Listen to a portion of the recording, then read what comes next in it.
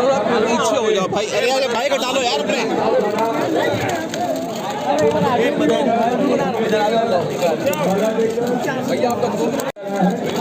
ID हटाओ यार। अरे आईडी हटा लो भाई अपने प्लीज।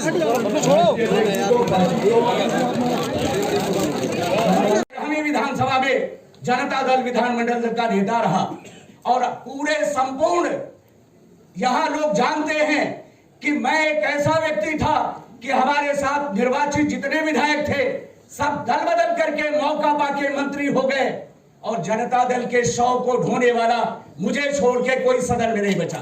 आज मैं आपसे कहना चाहता हूं, उसी संकल्प के बदौलत आप सभी के बीच में मैं इसे उद्घोषित करना चाहता हूं कि हमारा संपूर्ण जीवन समाजवादी आंदोलन को खाद पानी देने में लगेगा, अखिलेश जी को स्थापित करने में लगेगा, अखिलेश जी के सामर्थ्य में वृद्धि के लिए जो मेरे पास सर्वोत्तम है सबकी आहुति मैं दूंगा। आपको बहुत बहुत धन्यवाद।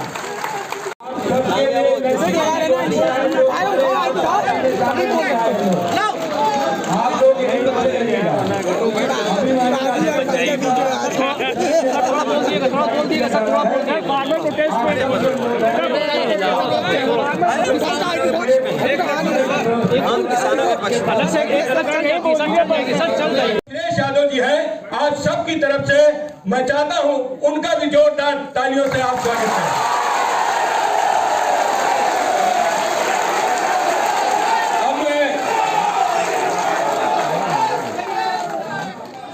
की घोषणाएं मैंने की है, उनकी सूची लंबी है और वो सूची सुबोध यादव जी की हजारों में है, लेकिन वो सूची डॉक्टर सीताराम जी, लतीश बुधोड़ी जी, वसीम राजा जी, श्री परवेज आलम साहब, इलियास अंसारी जी, सुभाष चंद्र श्रीवास्तव जी, तिलक चंद वर्मा जी, मदन गौतम जी, इनकी भी सूची बड़ी लंबी है। वो सूची में मीडिया के सामने जरूर प्रस्तुत कर दूंगा, इसलिए समय बिना गंवाए मैं अनुरोध करता हूं श्री सुभाष चंद्र श्रीवास्तव पूर्व विधायक जी से वो आवे संक्षिप्त शब्दों में मीडिया भाइयों के सामने अपनी बात रखें। पूर्व विधायक सुभाष चंद्र श्रीवास्तव समाजवादी पार्टी में बड़ी तादाद पर अपने समर्थकों के साथ आज समाजवादी पार्टी में शामिल हो रहे हैं। डॉक्टर सीताराम राजपूत भारतीय जनता पार्टी छोड़कर वीरांगना अवंतीबाई लोधी महासभा के राष्ट्रीय अध्यक्ष हैं।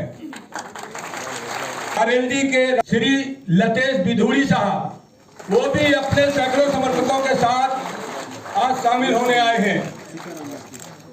तीसरे हैं पतर देवा के सुपुत्र परवेज आलम साहब, अपने समर्थकों के साथ समाजवादी पार्टी में शामिल होने आए हैं। श्री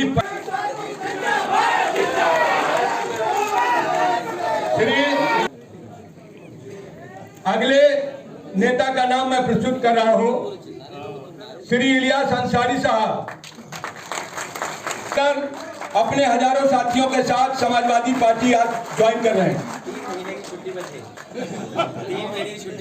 चंद्र श्रीवास्तव जी जो जनता दल यूनाइटेड छोड़कर समाजवादी पार्टी, वर्मा, बालामऊ हरदोई, बहुजन समाज पार्टी छोड़कर सैकड़ों की तादाद में अपने औरैया जिले के पूर्व विधायक श्री मदन गौतम, अपने हजारों साथियों के साथ श्री मदन गौतम जी के सुपुत्र सुबोध यादव अपने साथियों सहित समाज के राष्ट्रीय अध्यक्ष और इस मुल्क के भविष्य परम श्रद्धेय अखिलेश यादव जी, यहाँ उपस्थित समाजवादी पार्टी के प्रदेश अध्यक्ष नरेश उत्तम पटेल जी, इंद्रजीत सरोज जी, अरविंद सिंह गोप जी, अंबिका चौधरी जी और सभी समाजवादी पार्टी के सम्मानित और श्रद्धेय नेतागण और इस सभागार में उपस्थित समाजवादी पार्टी के क्रांतिकारी साथियों, मीडिया के बंधुओं, प्रिंट और इलेक्ट्रॉनिक मीडिया के साथियों, मैं कुछ बातें अपनी कह के अनुमति चाहूँगा। आज पूरे मुल्क में सही अर्थों में काफ़ी दिनों के बाद एक तरह से अघोषित आपातकाल जैसी परिस्थिति है।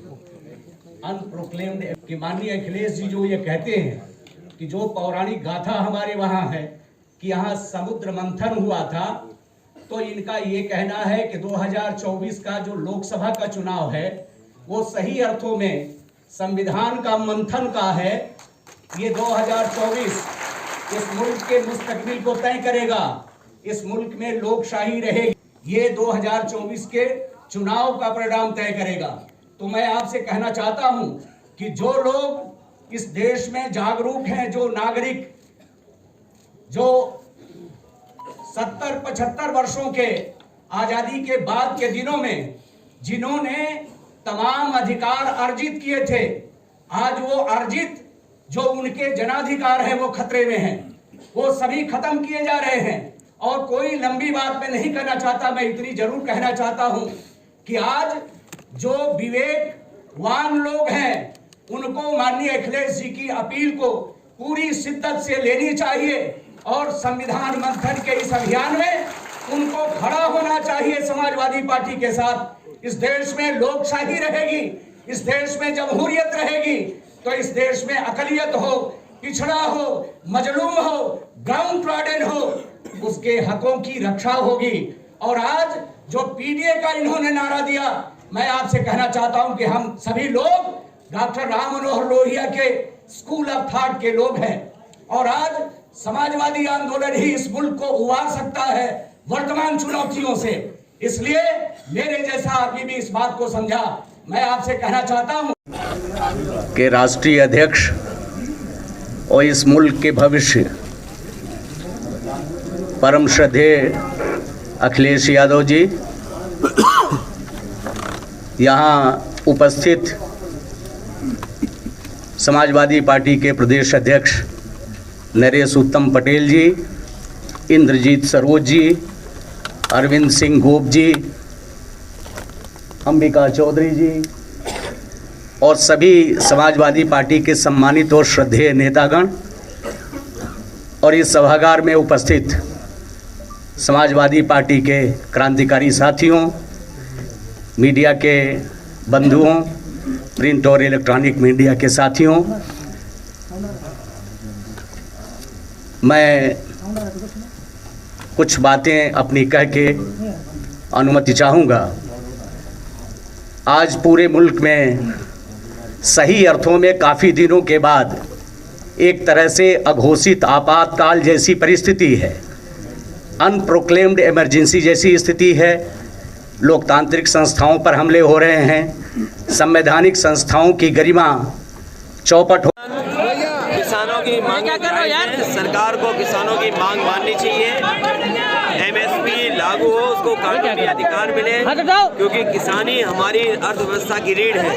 अगर हमारा किसान, हमारी खेती बर्बाद हो जाएगी तो हमारे देश की अर्थव्यवस्था चौपट हो जाएगी। सर, दिल्ली में कल नमाज पढ़ लेते मुस्लिम इनको लात मारा। किसी के पूजा प्रार्थना पर किसी को अपमानित नहीं करना चाहिए और जिस भी अधिकारी ने ऐसा किया है, छोटे अधिकारी से लेकर के बड़े अधिकारी पर कार्रवाई होनी चाहिए। अखिलेश जी, जब अमेठी से पहले वायनाड से नाम आता है तो आपको नहीं लगता कि कांग्रेस पार्टी आप पे ज्यादा जिम्मेदारी डाल रही है और खुद पीछे हट रही है?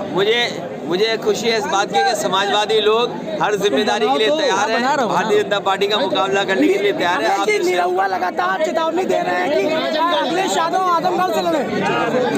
किसानों की आय दोगुनी होनी चाहिए है, बहुत जल्दी आ जाएगी, बहुत जल्दी आ जाएगी, बहुत जल्दी आ जाएगी, बहुत जल्दी आ जाएगी, वो भी बहुत जल्दी दे देंगे। बना रहे हैं।